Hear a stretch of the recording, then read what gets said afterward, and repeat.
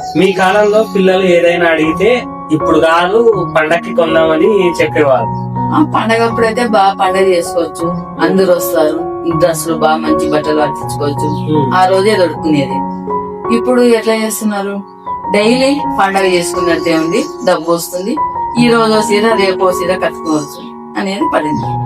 అప్పట్లో అట్లా చేయడం వల్ల వాళ్ళకి నిరీక్షణ అనేది తెలిసేది, ఒక వస్తువు మీద విలువ అనేది పెంచుకునేటోళ్ళు. అప్పుడు డబ్బు లేదు, పండగ అప్పుడు తీసుకుంటే బట్టలు, మళ్ళా పండగకి బట్టలు.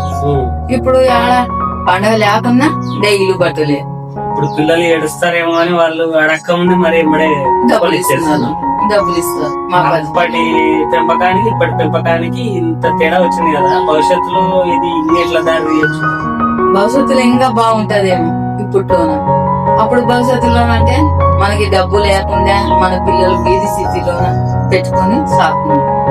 ఇప్పుడు డబ్బు తిండి ఉండాలని బాగా అప్పుడప్పటికే డ్రెస్సులు వేయడము, డైలీకి డ్రెస్ తొడిగేయడం, పిల్లలకి బాగుపడాలా, ఈ డ్రెస్ చూడాలి, ఇంకో డ్రెస్ చూడాలి పిల్లలకి అనేది ఆశకల్పం వస్తుంది.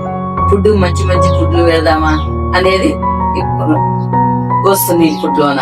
అప్పుడు ఈ ఫుడ్లు ఏడున్నాయి, అప్పుడు ఉండలేదు కదా ఇట్లా వల్ల. మన్నైనా తింటుండ్రు, ఏం కొనిస్తే గాని తింటుండ్రు అప్పట్లోన. ఇప్పుడు మంచి మంచి తిండ్లే కొనిచి పెడుతున్నారు. యాపిల్ పండ్లేమి, ద్రాక్ష పండ్లేమి, దానిమ్మ పండ్లేమి అట్లా పెడుతున్నారు. అప్పుడు ఏంటంటే సొంగలు, బిస్కోట్లు అవి కొనుక్కొని చేనులకు వేసుకొని పోయి తినిపించుకున్న వాళ్ళు. బాగుండాలా, ఒకరికన్నా బాగా బతకాలా, ఒకరికన్నా పైసే ఉండాలా, ఒకరికన్నా కిందిసే ఉండకూడదు, భవిష్యత్తులో మనం ఇంకా బాగా బతకాలా అనేది పిల్లలకి పుట్టిస్తాం మనం. దాని వల్ల యువత అప్పులు చేసి మరి పోతున్నారు, ఇది ఎంతవరకు కరెక్ట్? దిద్దుకుంటాం కదా, కష్టపడతాం కదా, కష్టంతో దిద్దుకుంటాం కదా అప్పులు అనేది పడింది. ఇప్పుడు పనులు చేసుకుంటున్నారు కదా, వ్యాపారాలు, ఆటోలు తోలుకుంటున్నారు. ఈ కష్టం మీదనే దిద్దుకోవచ్చు, ఏదైనా కొన్నా గాని ఈ కష్టాల మీద దిద్దుకుంటాము అనేది పడింది. అప్పట్లో పచ్చడి మెతుకుని తిన్నా కష్టపడి పని చేసి ఎంతో ఆరోగ్యంగా ఉండేటోళ్ళు. ఇప్పుడు వేలు ఖర్చు పెట్టి పిజ్జాలు, బర్గర్లు తింటున్నారు. ఇంట్లో బాగుండదని బయట పోయి తినొస్తున్నారు. ఇప్పుడు ఇంట్లోనే రుచి ఉండదు, బయట కమ్మ ఉంటదని తినొస్తారు. కానీ చిన్న వయసులోనే షుగర్, బీపీలు వస్తున్నాయి.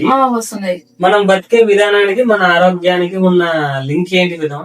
కాపాడుకోలేరు కదా దాన్ని, తగ్గట్టుగా తినాలి కదా తిండి. ఈ తిండి ఇంతే ఇట్లుంటది, ఈ తిండి ఇంతే ఇట్లుంటది కదా అని లేదు. ఇది హోటల్ ఏదైతే బాగుంటది అని హోటల్లో తింటారు, ఇంట్లో లేదు బాగుంటది అంటారు కదా.